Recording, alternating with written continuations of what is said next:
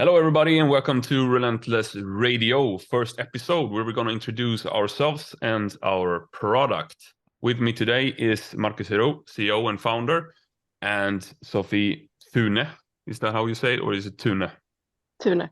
Thune. Sofie Thune is our social media manager and also media creator for Relentless. With these people is also myself for some reason. I am the media manager and one of the founders of the Relentless Trainer. How is everybody doing this morning? Very exhausted. Exhausted, yeah. We're probably exhausted, at least me and Marcus, because we were at the Berlin semifinals this past week and weekend, and we blew our gaskets, so to speak, completely, trying to record as good media as you possibly could without media accreditation. Fun. And Sofie was on a vacation, so she's sparkling. So she's probably going to do all the talking here, maybe. Yeah, I'm all good. I'm good to go. Yeah, we're not good to go. But we're going to do it anyways. The reason for this episode is to introduce our product, basically, our trainer. And we're going to talk about it because there's some people who don't really get what we're doing. And we want to clear that up as soon as possible, always. So basically, Marcus, founder, what is the Relentless Trainer? Well, first of all, it's a coach, right? So we've created something that acts as how I would act as a coach. So we're asking the same kind of questions. We're creating a training plan the same way as a coach would. So then that's why it's called Relentless Trainer. So we've created a coach that creates training plans based on AI and smart algorithms, and that uses all kind of training history or training data to instantly update your training plan. So to speak, the more recent the data is, the more we prioritize it in creating the upcoming training plan for you. Basically, like a good coach should handle their clients. Exactly. So we are trying to act just like, if a client would send a text to their coach, hey, my wrists are sore, the coach would respond within a minute, which they obviously cannot, and adjust the training plan. Okay, so we're going to reduce the amount of power cleans today, or handstand walking, or whatever that is. We're going to push it one day ahead, or some such. Yeah. So we are trying to adjust the training plan as soon as we are able. As soon as we get a piece of data, we are adjusting today and future training for you. So it's basically, that's the main thing that is different from this and predetermined training plans, where you get the PDF for the week basically in the mail or some such. Adjustment is one thing, of course. That's how you navigate through your fitness. But also that one key difference is that we are able to get smarter and smarter by every piece of rep you do. So because it's instantly, we know when you PR. It's like the system knows immediately when you PR, and we can give feedback even during your squatting sets. It's like, okay, so your INOL, which is like a way for us to measure, has reached 2.0. Okay, you are reaching the level of insane volume. Please back off. This is exactly like the old Bulgarian weightlifting system, how they would do it. So what kind of knowledge is behind all the decisions and all this information that the AI takes into consideration? What is it that makes the computer or the AI decide what's best for you? How does it work? Well, it's the sum of all coaches that we are collaborating with. I would say me being like the spider in the web, trying to gather knowledge from, Olympian weightlifters, world-class CrossFitters, world-class CrossFit coaches, sprinters, you name it. I would say it's like, in close relation to what we do, it's close to now 20 years of, experience that is put into this AI. Is basically applying these methods on everyone that is that is a user of the app, so to speak. Oh, you're tired today, you've done this and that in the past history. We would always do this. This is our method. So that's why the company's called the Relentless method, basically. Yeah, it's like you could call it flavors as well, because it's like you could ask Chat GPT to write you a glute program, and it would come up with something that is not too far off, but it's like, glute bridges combined with hip thrusts. No, it doesn't make sense. They're both glute exercises, but should they really be combined in the same, in the same superset? Probably not, because it's sort of the same exercise. Stuff like that is, what requires some knowledge on what to combine in a workout. That's why the training session sometimes is incredibly nasty, because it always finds these antagonists. There's always like, exactly. It's always a very complete session. You always feel extremely trained after the session. There's never there always, like, if there's a gap, they fill it, basically.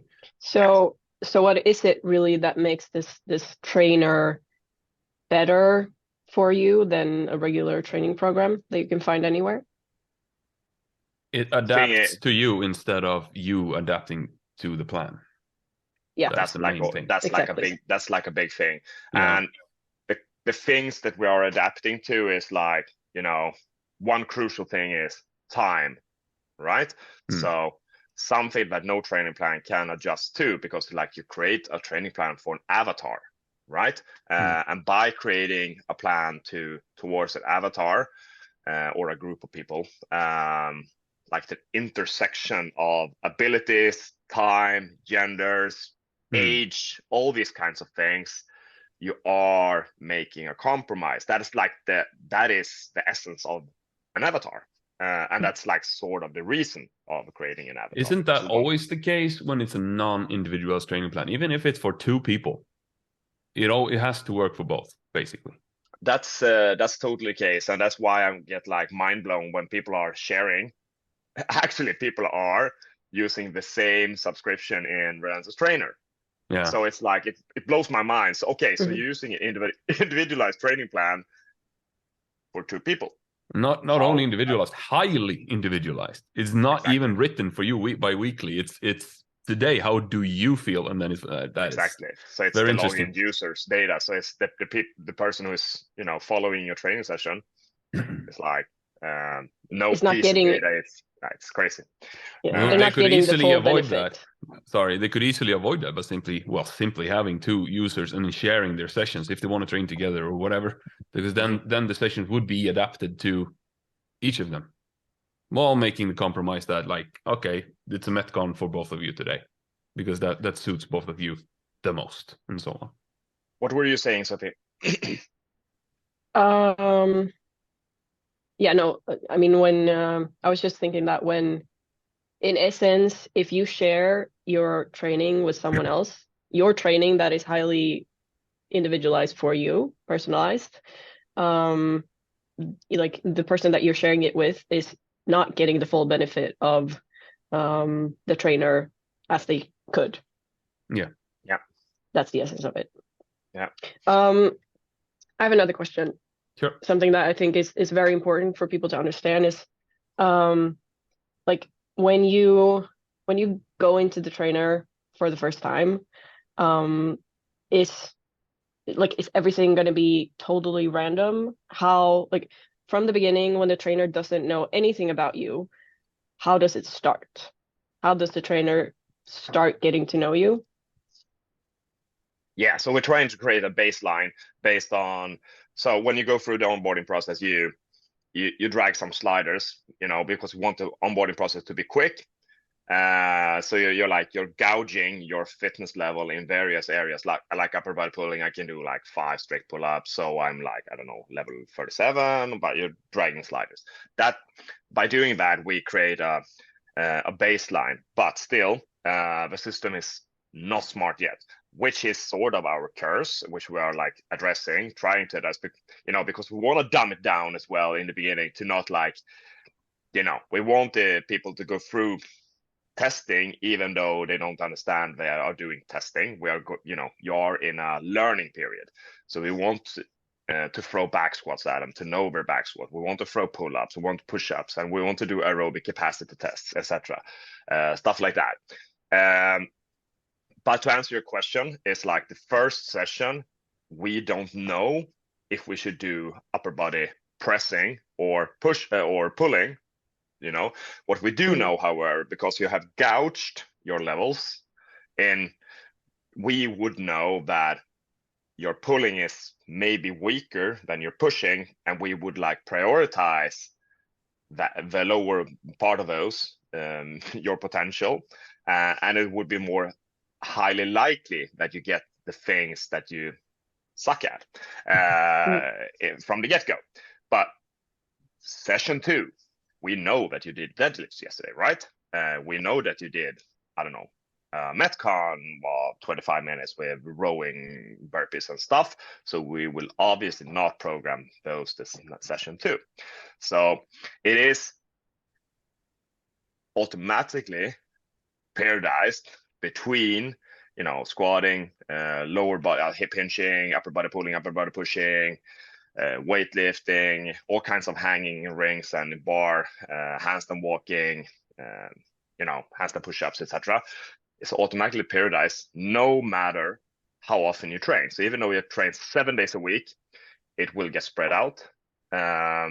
If you train twice a week, okay, then we will, so you didn't train yesterday or 2 days ago, okay, we will still prioritize the things that you suck the most at. So we try to make a best effort always to, level out your weaknesses and make you improve as fast as possible. The low-hanging fruits, that's where we're like try to address as fast as possible. So you're gonna get exposed to some of those pet peeves that you're like, for me, for instance, any kind of vertical press is horrible. Like, it's not fun because it's so tough. But I have never trained so much on my weaknesses as I have since we started with the app. So if I have a 1 week break, I know that my worst exercises, so to speak, will come up. But you can mess with this. You can block things, and you can also you can force prioritization, right? So another thing, what kind of like different programs or training tracks do we offer? Because some people absolutely do not want to do any kind of weightlifting, or some people don't want to do any kind of gymnastics. Some people just want to do, squats, deadlifts, press, like low skill stuff. Yeah. So is there any programs in the program? We do have like a BB Fit track, functional fitness track, and we do have something that's really similar to that, which is a GPP track, and we just plainly call it strength and conditioning, which is sort of the same thing, but with no kipping, no weightlifting, clean and simple movements, squatting, pulling, upper body pushing, pulling, Explain GPP real quick so people are on board. Sort of. General physique preparation, which is sort of where CrossFit started out as, being able to drag a soldier through the desert in Iraq. Like, that was like the ability to drag a fallen comrade for like, for a few kilometers through the desert. That kind of save your kids from a fire and carrying the groceries. Exactly. In one being go. able to go downhill on, on skis or whatever, stuff like that. So, kettlebell swinging, snatching, burpees, rowing, push-ups, bench press, it's a big bunch of things, but not kicking pull-ups and not muscle-ups and not just like the push-ups. So functional movements is what you can call it. Yeah. So strength and conditioning, and that's a track that I would say that, to be honest, I would say that most people benefit the most from doing that. Get a solid base, and it's like a benefit by choosing that track. It's like you need less preparation time, you need less warm up, mobility, etc. Being a 46-year-old soon, doing a squat snatch is pretty tough, but But many people want to do that. Of course, the majority of our users want to do the CrossFit track. So obviously that's like our main focus. So that's 2. We do have a sole weightlifting track, which is created in partnership with Patricia Strenius. came fourth at the Olympics a few years ago in Tokyo. So that was sort of like the first thing we created, which had an automatic periodization towards a set event. So you can set a goal date, and the system would, the AI would automatically peak for that weightlifting competition.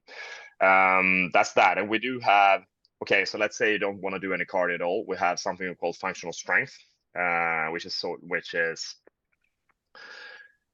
functional movements with barbells, kettlebells, dumbbells, all kinds of things. I would argue that this is probably the program that most, they would not admit it, but the most, fitness influencers are using in their functional fitness gear gyms.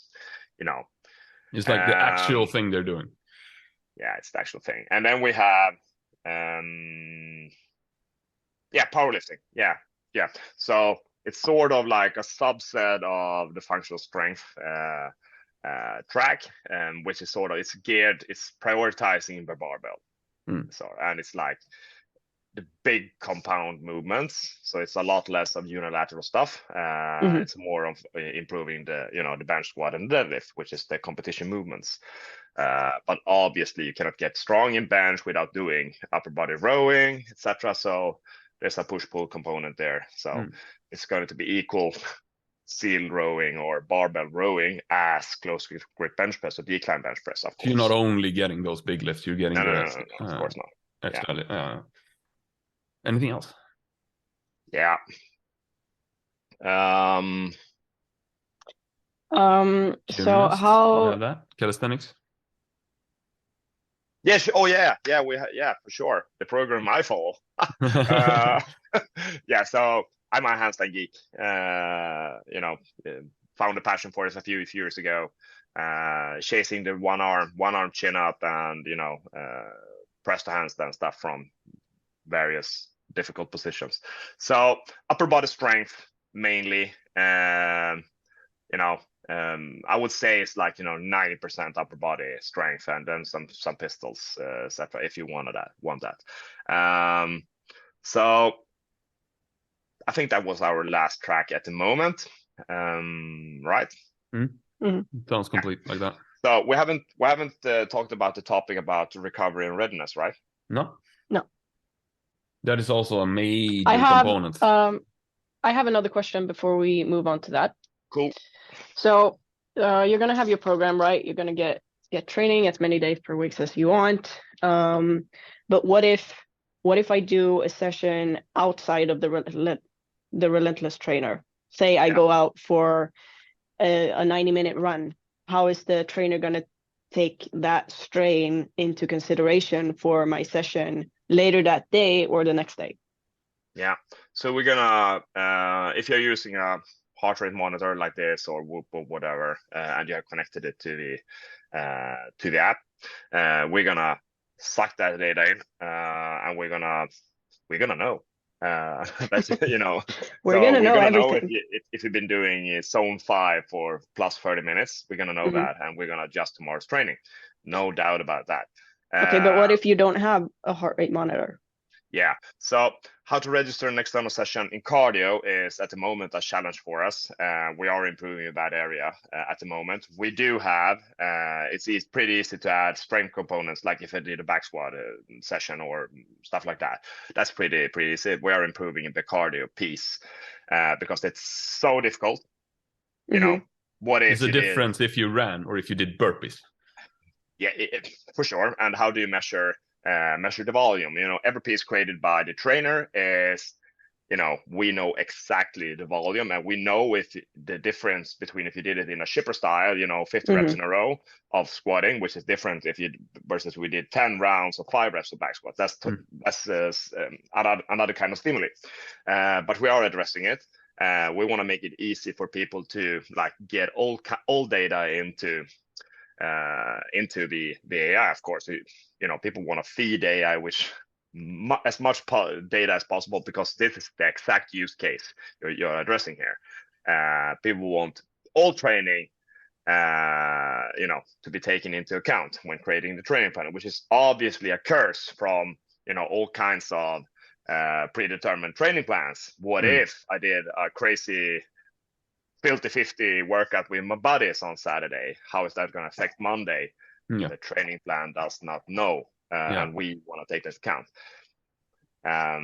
So the best way for us at the moment to know intensity is by heart rate monitors. So get hooked up. And if you have a Whoop, we do know how much your nervous system got stressed by this. So we can act on that. Okay, good. That answers my question. So we started talking a bit about how the trainer takes into consideration how you slept, your readiness, how your body feels. So continue. So we're using the scientific method in Relentless Trainer. So we are using subjective measuring. So we are giving you the opportunity to rate how you feel on a scale of 1 to 5 in 3 different areas. It's like, are you sort of based on the 3 things: hungry, horny, happy. So do you want to work out? That's like your readiness, your eagerness to train, your mood. So you can be sore as hell, but you are like on fire in your brain. You want to do it. So you rate that 1 to 5. Then you're gonna be able to rate your sleep. So obviously we could use your sleep duration as an input, but we actually only use that as an input for you to be able to rate your sleep, because some people like me, I do not sleep 8 hours. I do not, even though I should, and I can still improve. So science is one thing. You should sleep an amount, but how you actually feel is what you're going to be able to put into the session. So we're looking at patterns. So let's say if I sleep an average of 7 hours and I suddenly have 2 days of 6 hours, that's going to be like a big trigger for the system, and we're going to steer on that. And then we have soreness as the third parameter. It's like, but how does your body actually feel? You can be eager to train, you have slept a ton, but you did 100 back squats yesterday. You are sore as hell. So we obviously need to steer on that. But do we need to steer on that on like a single piece of input? No, we are using a trend line based on the last two sessions. Steer training, because if we would act on on 2 short intervals, this could be like a self swinging pendulum thing, and your training would go like up and down, up and down, up and down, and so we want to even out the system. Because one night of bad sleep, for instance, might not wreck you as much as 2 in a row, and so on. And it's also like a psychological thing. It's like it's also like we want to teach people how to actually get better. And one thing I've learned through the years is that your attitude prior to the session is maybe not the same as the outcome. So you can go into a session feeling you have worked for 12 hours, you don't feel good at all, but mid-session you have atmosphere change, stuff like that, you met friends, etc., you got revived, and you had a good session. And also we want to teach people that it's actually a good thing to harden the fuck up at once, sort of, but not 2 days in a row, but one day. Like it's a component in getting better and we want to make people relentless, right? So it's a component of that. It's a core value. And it's not like putting people into, we want to get you injured. No, it's like we want to teach you stuff. So you strive, we want to give you the ability to get better at getting to the gym. We want to enable you to pack your bag. That's what we're trying to do. It's always like that. I always feel so much better after warming up and getting on with it. Like I could be, oh, this is not gonna be a good one. Oh, it was a good one. Well, look at that. I think that's the same for most people. Yeah, it's like my old national coach in karate said when we were sitting in the locker room afterwards. Endorphin is the best drug. For sure. Yeah. How does it handle equipment and locations? Yeah, well, not everyone has jokes, right? So unclick it or add it. If you have a joke, you want to get training with a joke, right? So if you don't have heavy sandbags, heavy med balls, or I don't know, landmine or whatever, you shouldn't get training given that.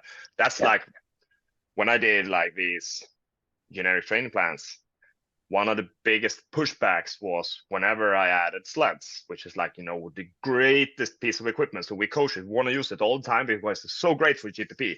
It's like, just push it, push it fast, push it for long durations, just, push sleds.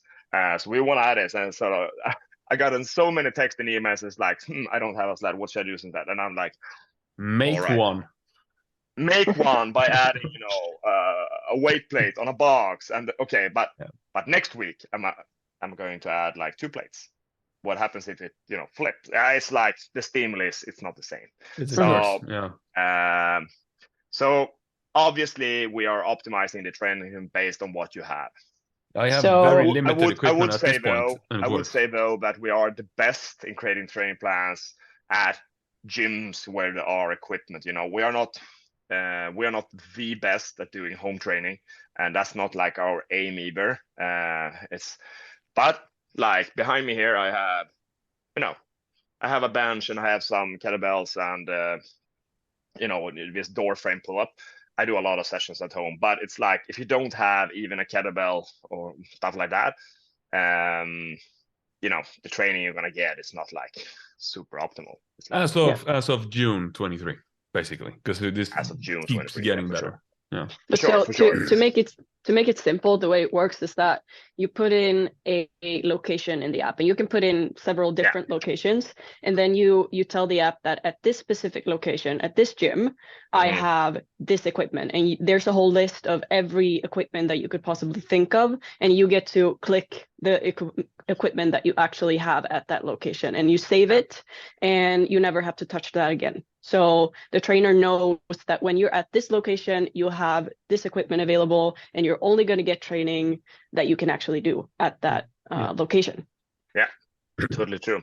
So it's in addition to that is you're able to do custom presets as well. So you can, let's say I want to do up at my winter cabin, for instance, I for some reason have a rower and an air bike, but I don't want to, do a lot of squatting. I never want to do a lot of squatting, but so I'm deprioritizing squatting category at my winter cabin because it's cold. I don't want to squat, but I want to do a lot of other stuff. I can do burpees and rowing and pushing, etc.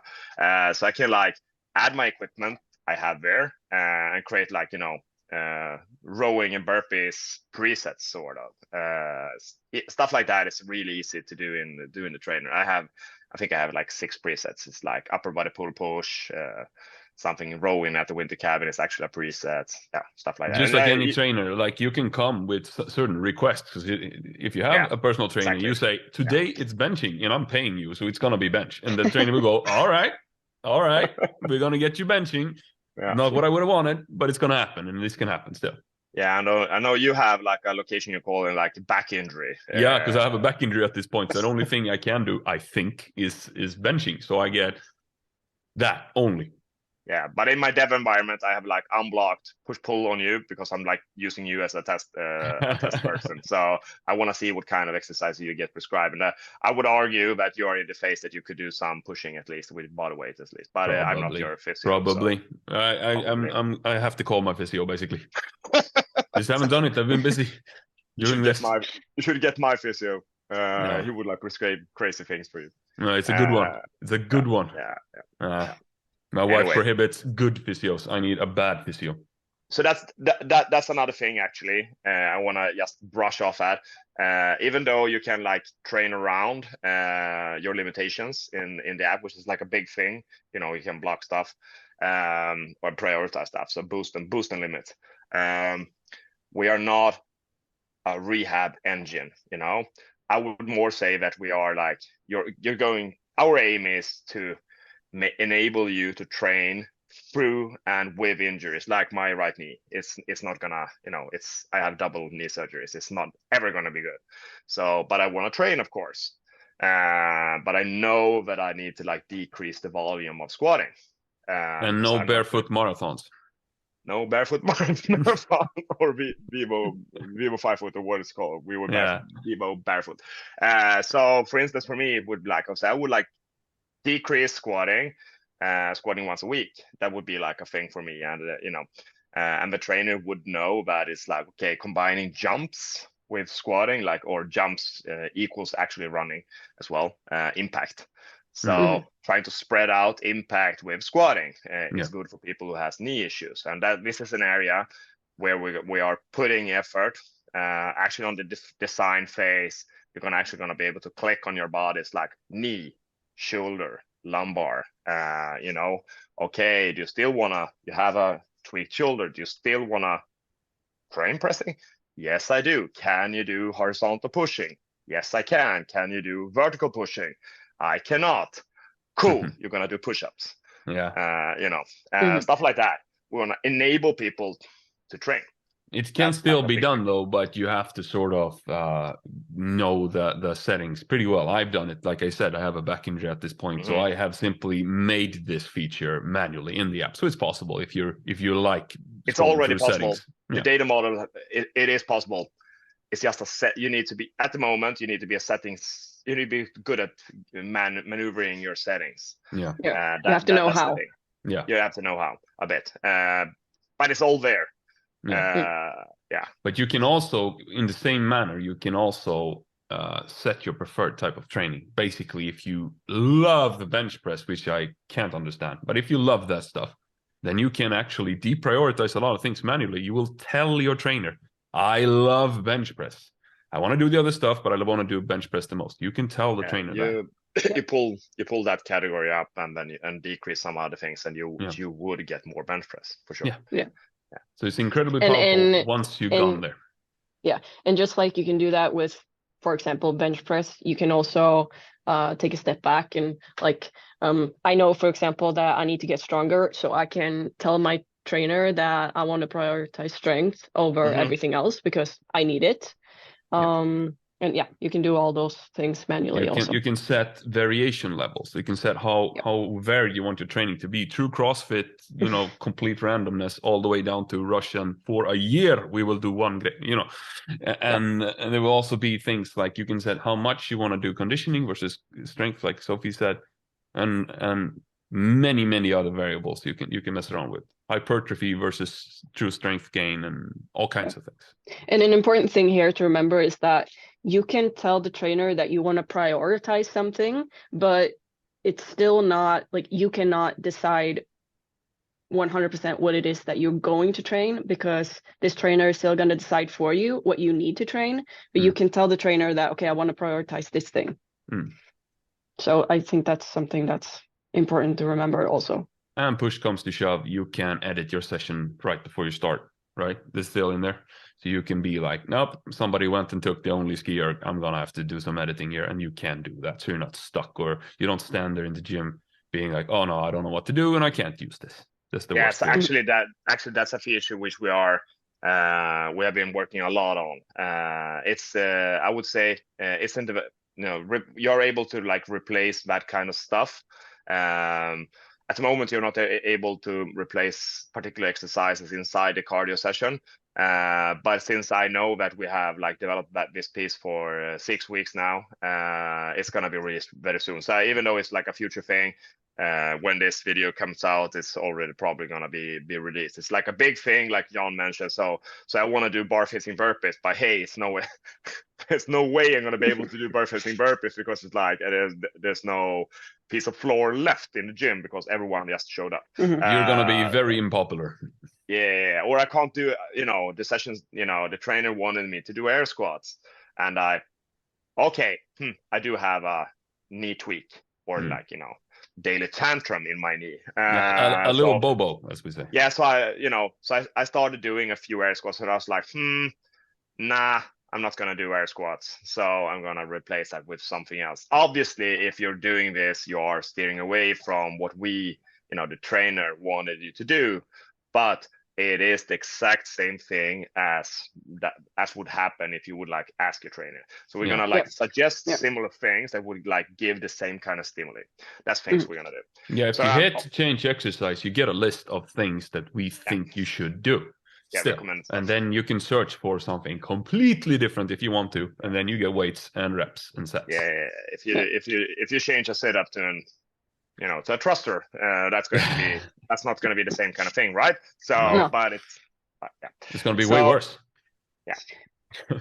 Well, we are in future episodes, we are going to go over all of these things more in detail, how it works, and also we're going to show you.